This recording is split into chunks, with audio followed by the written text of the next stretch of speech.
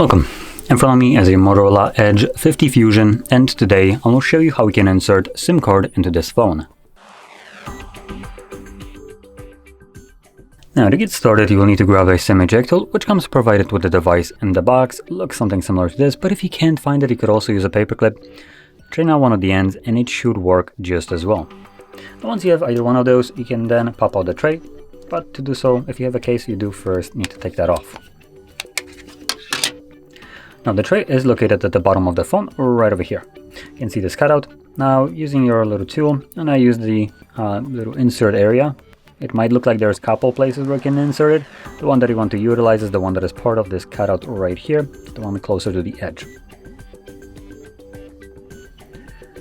Now, you want to push the pin in, and you can see that the tray will pop out, enough for you to be able to grab it and pull it out. On the tray, you have space for just a single SIM card and nothing else. On the back side, you can see that it's kind of like filled out right here, so you can't really put a SIM card, and also this icon, but it's not for a SIM card. If you try to put it in, as you can see, it won't clip into place even.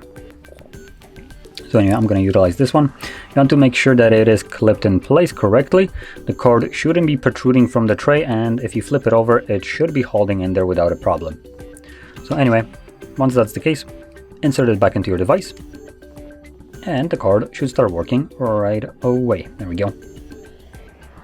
Confirm my pin,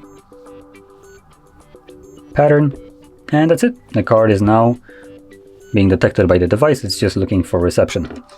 So with that being said, hopefully you found this video helpful, and if you did, don't forget to smash like, subscribe, and thanks for watching.